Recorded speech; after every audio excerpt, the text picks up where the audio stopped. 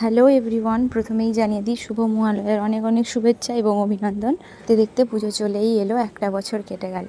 সবার পুজো খুব ভালো কাটুক। ওদের সাথে তো ডেলি ব্লগ শেয়ার করা হয়, কিন্তু আমার পুজোটা কখনো তোমাদের দেখায়নি। আজকের ভিডিওটা একটু অন্যরকম। তো দেখো, সকাল সকাল উঠে আমি আগে পুজোটা সেরে নিচ্ছিলাম। প্রতিদিনই এটা করি, কিন্তু আগে রান্নাবান্না করে তারপর পুজো করতে হয় আমাকে, কারণ ঐশী ঘুমিয়ে থাকা পর্যন্ত আমাকে সব কাজ গুছিয়ে নিতে হয়। আজ সকাল সকাল মহালয়া শুনে ঐশীও কিন্তু উঠে পড়েছে। ঐশী সকালে উঠে বলছে, মাম্মি সকাল সকালে তো গান বাজছে কেন? আমি ওকে বললাম এটা মহালয়া, মা দুর্গা আসবে তো, তাই তার আগে এই গান বাজে। তখন ও বলছে, ও মা দুর্গা চলে এসেছে। আমি বলছি হ্যাঁ, মা দুর্গা চলে এসেছে। মানে ওর ধারণা হচ্ছে, আমি ওকে কখনো বলিনি, ও ছোটোবেলা থেকেই এটাই মনে করে যে মা দুর্গা হয়তো আমাদের মতোই একজন, যে আসে সেজে গুজে আসে আর ওকে ভাসান দিয়ে দেওয়া হয়, আর তারপর আবার এক বছর পর আসে। ওর ধারণা এটাই, মানে আমাদের মতো একজন বলে ভাবে ও সারাক্ষণ মা দুর্গার কাছে চায়, এটা চাই ওটা চাই। আবার ও যখন কিছু ভুল করে তখন মা দুর্গার কাছে গিয়েই বলে যে মা দুর্গা, আমি এই ভুল করেছি, তুমি আমাকে পানিশমেন্ট দিও না। কিন্তু ও জানে যে ও কিছু ভুল করলে আমি আর মা দুর্গা কষ্ট পাবো, ওই জন্যই ও কোনো ভুল করার আগে মা দুর্গাকে গিয়ে আগে সরি বলে আসে। প্রতিদিন তো তাড়াহুড়োতে একটু পুজো করে চলে যেতে হয় আমাকে, কিন্তু ছুটির দিনগুলোতে আমি ভালো করে পুজো করার চেষ্টা করি। আজ তো মহালয়া ছিল, আজ আরও ভালো করে মন ভরে পুজো করেছি।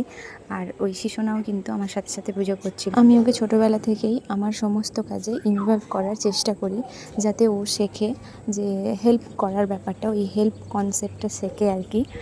সবার হাতে হাতে কাজ করতে হয়, আর সবার কেয়ার করা, শেয়ার করা, এগুলো আমি শেখাই ওকে সবসময়। তাই হয়তো ও ছোটোবেলা থেকে এতটা মিশুকে, মানে সবার সাথে মিলেমিশে থাকতে ভালোবাসে। কোনো জায়গায় গিয়ে মানিয়ে নিতে কোনো প্রবলেম হয় না। তোমাদের সাথে কথা বলতে বলতে আমার পুজো প্রায় শেষ।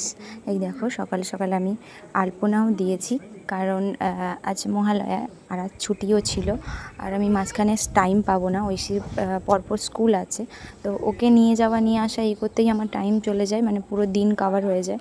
তো ওই জন্যই আগে আমি আলপনাটা দিয়ে নিলাম। ঘরটার তো মোছা হবে, বাট আলপনা ছেড়ে মুছবো।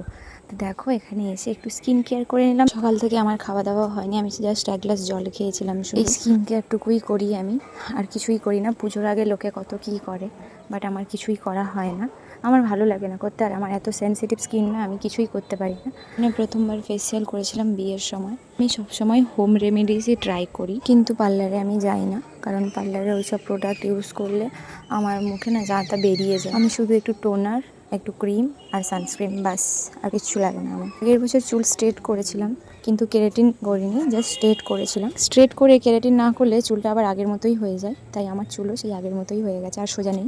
আজকের ভিডিওটা এইটুকুই। তো কেমন লাগলো অবশ্যই জানিও। আজকের মতো টাটা।